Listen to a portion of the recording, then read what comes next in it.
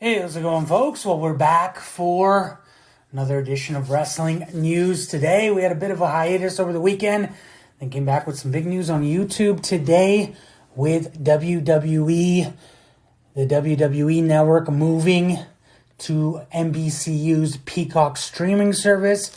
We had a video earlier about that, but we will get into some backstage reaction regarding that in a moment. But the big news of the day, Edge returning at the Royal Rumble. He did announce tonight during Monday Night Raw that basically he never lost the WWE World Championship. In 2011, he was basically forced to retire at the WrestleMania. He defeated Alberto Del Rio, had to relinquish that title due to injury. He retired for several years, 9 years. He returned at last year's Royal Rumble, and then he had his first singles match at WrestleMania, got injured at Backlash, and he's basically had surgery and has been rehabbing since. And tonight, during Raw in a backstage promo, he said he's declaring himself an entrant in the 2021 Royal Rumble. He wants to win it so he can headline WrestleMania and basically reclaim something he has never lost, the World Championship. So Edge is returning at this Sunday's Royal Rumble, and WWE is doing something a little different this year for the Men's Royal Rumble, as number 30 usually is a surprise. But this year, WWE Backstage will be airing on the 30th on FS1, a special edition with Renee Paquette, Booker T, and Paige, and they will actually be announcing who number 30 for the Royal Rumble will be in the Men's Royal Rumble match, and for the Women's Royal Rumble match, they will be announcing number 1 and number 2. So it's not going to be a surprise. A lot of people do like the surprises. I myself do as well, but it won't be this year for number 30 and number 1 and number 2 for the Women's Royal Rumble. Also, another more Royal Rumble news. Bad Bunny, international star, reggaeton. He is going to be performing his hit single Booker T at the Royal Rumble from Tropicana Field. So that is something that's going to be happening at the Royal Rumble.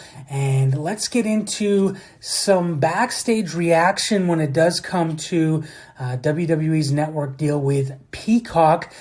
We spoke on this earlier. We can reiterate exactly what's going to happen. March 18th is the day that they're moving all of WWE Network in the United States to NBCU's Peacock streaming service. It will cost $4.99 per month, and it will be ad supported, or you can pay $9.99 per month and it ad free. And basically, you're paying the same amount for WWE Network. Plus, you get their extensive library of other shows as well. If you are a WWE Network subscriber in the US, an existing subscriber, they do say they will migrate everybody over, and more details will be known closer to the date that they're going to migrate everything over.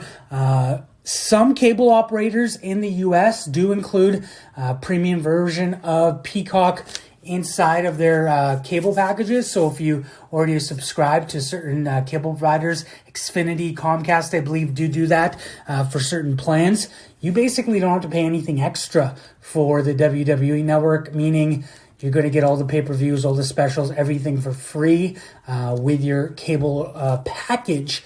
For those outside the U.S., nothing changes. So if you're in Canada, you still subscribe through your cable or satellite provider, whether that's Rogers, Bell, Videotron, Shaw, MTS.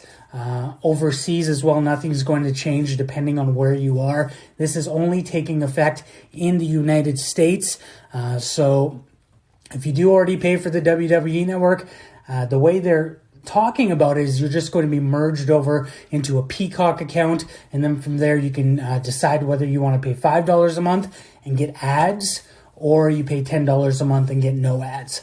And Fightful Select did speak to some people backstage in terms of this deal. One wrestler they spoke to actually hadn't heard of the news before it broke and said the company profit would be massive. And the first impressions were the additional eyes on the product. Another top name in the company took a more pessimistic approach and said they didn't care where they were distributed unless it affects their pay. So no negativity emerged from the conversations. So it is a big move for the WWE. And apparently they've been in talks for about 12 months on a deal. So it's something that they have been talking about, and obviously with the pandemic, that slowed down the process. But tonight during Raw, they did hype that up a lot, that they will be moving to the Peacock streaming service. What do you think of that? If you are listening on YouTube, let me know in the comments below. Will you be getting the $4.99 package? Will you be getting the $9.99 package? Is it already included in your cable subscription? Will you be canceling for some unknown reason? Let me know in the comments below, and we'll be back tomorrow for more wrestling news today. If you are listening on your favorite podcast app, please hit subscribe or follow. If you're listening on YouTube, as always, follow, subscribe, and hit that notification icon.